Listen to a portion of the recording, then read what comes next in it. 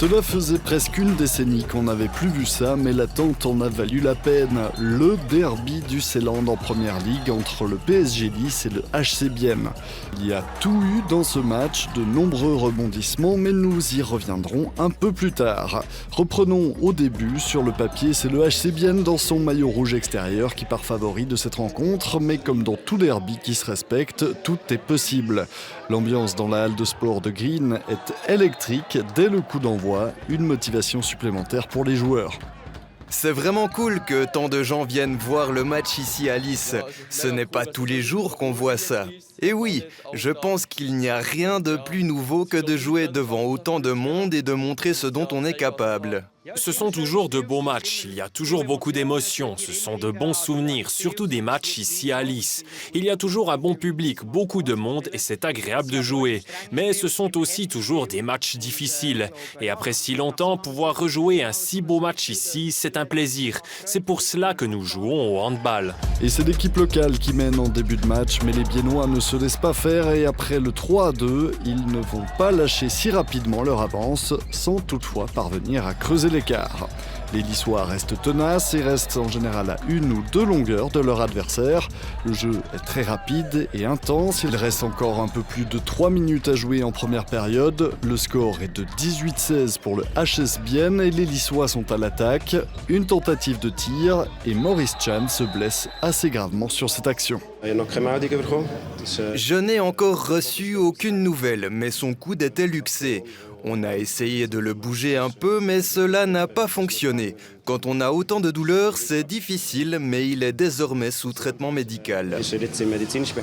C'est toujours une décision difficile à prendre. En tant qu'ailier, tu arrives à l'extérieur, tu es en mouvement, mais tu ne peux pas faire un pas de plus. J'ai l'impression d'être immobile et de ne pas faire de mouvement vers lui, mais le contact a quand même lieu. C'est une situation délicate. Je n'avais certainement pas de mauvaises intentions et je pense aussi que ce n'est pas une faute grave.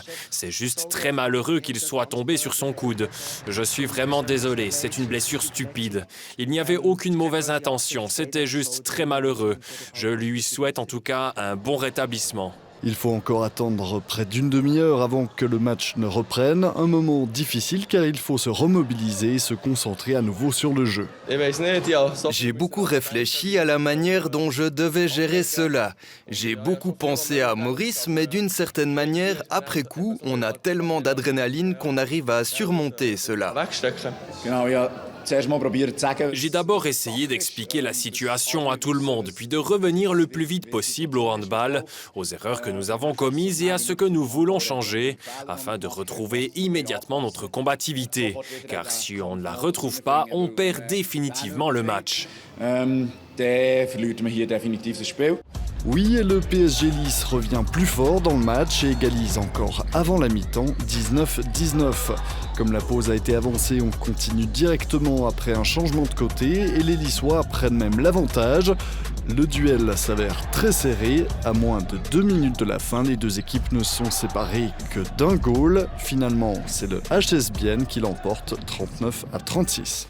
Je pense que ce sont de petites différences, peut-être un peu plus de classe individuelle de notre part. On a commis moins d'erreurs qu'eux. Maxime a arrêté quelques ballons importants. Et Mauro, qui est un jeune joueur, a pris beaucoup de responsabilités et a marqué les 2 derniers buts, ce qui était très important.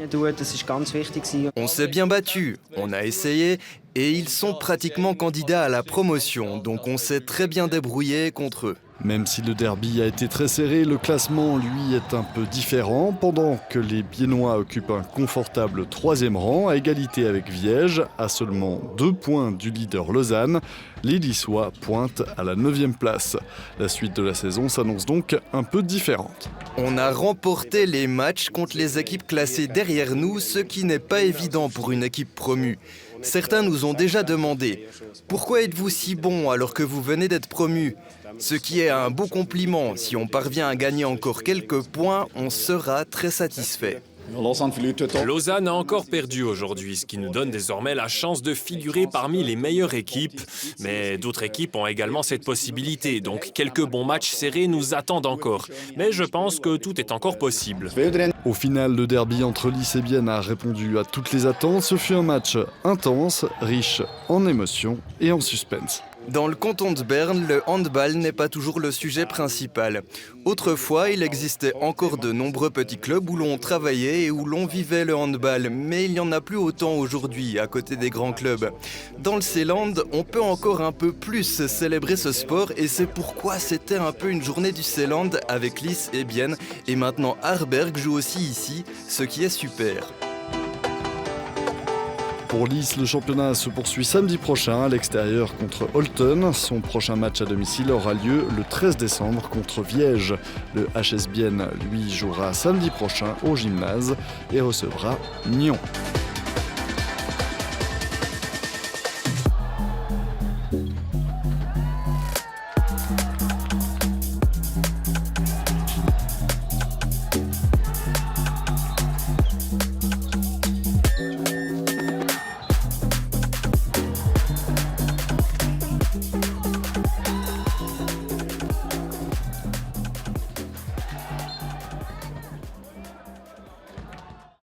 Et on termine cette émission avec un aperçu des résultats sportifs du week-end.